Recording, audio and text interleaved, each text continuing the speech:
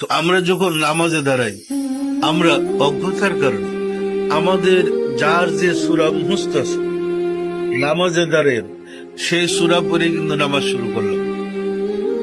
পবিত্র কোরআন 30 পারাই, কোরআনের মধ্যে 6236 আয়াত আছে, আছে না নাই? এবং বিভিন্ন বিষয়ের উপরে আয়াতগুলা নাযিল হয়েছে। শুধু নামাজের উপরে আয়াত নাযিল হয়নি, বিভিন্ন বিষয়ের উপরে। নামাজের উপরে 82টা আয়াত আসছে, রোজার উপরে আয়াত আসছে, যাকাতের উপরে আয়াত আসছে, হজের উপরে আয়াত আছে, কাকে বিবাহ করা জায়েজ, কাকে বিবাহ করা হারাম আয়াত আছে, বিবিরে তালাক দিতে হয় কেমন আয়াত আছে, সংসার জীবন সম্বন্ধে আয়াত আছে, পারিবারিক জীবন সম্বন্ধে আয়াত আছে, রাষ্ট্রীয় জীবন সম্বন্ধে আয়াত আছে, জিহাদ সম্বন্ধে আয়াত আছে। আসছে না, আসে নাই? সব বিষয় আসছে। এখন নামাজটা আল্লাহর সাথে কথা কবুতর আমরা করি কি, নামাজে যখন দাঁড়াই যার যে সূরা মুখস্থ আছে আল্লাহর সামনে দাঁড়িয়ে সেটাই মুখস্থ পড়া শুরু করি। কিন্তু নামাজের জন্য আমি বেছে নিতে পারি নাই অ্যাপ্রোপ্রিয়েট কোন সূরাটা হবে। কেউ সত্য না মিথ্যা বলেন? যেমন স্ত্রীর সাথে ঝগড়াঝাটি মনোমান্য ইসলামী বিধান অনুযায়ী বিবিকে তালাক দেওয়ার বিধান আছে না নাই?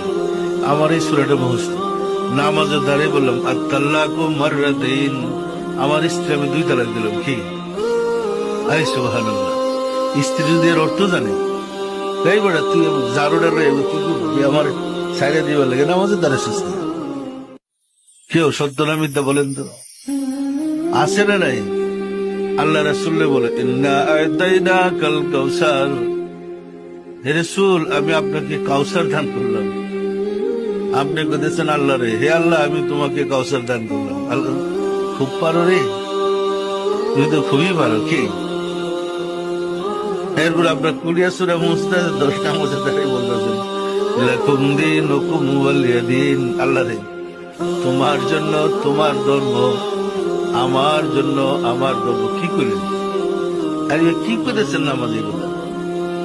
কি আছে না নাই?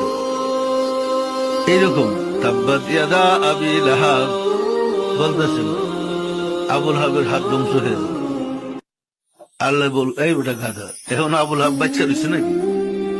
আবুল হাবের হাত ধ্বংস হবার কথা বলতেছে।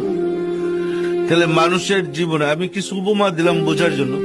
জীবনে চলার পথে যা কিছু আছে সর্ববিষয় করে না আসছে। সত্য না মিথ্যা বলেন?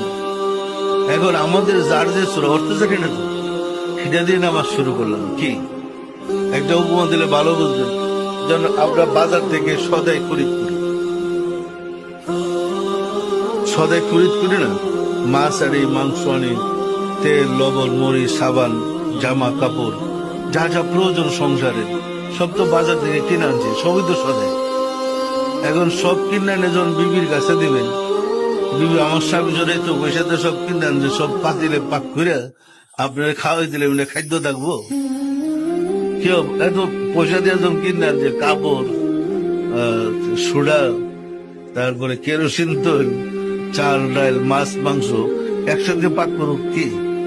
আর সবজন স্বামী পয়সা দিয়ে কিনে আনছে, সবই স্বামীর পাক করে খাওয়ায়। এটা খাদ্য থাকবো না অখাদ্য হবে?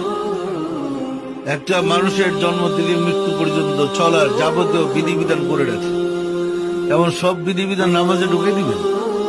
সেটা কই যেটা যেখানে প্রযোজ্য সেটা সেখানে ব্যবহার করবে। পরিষ্কার না পরিষ্কার না?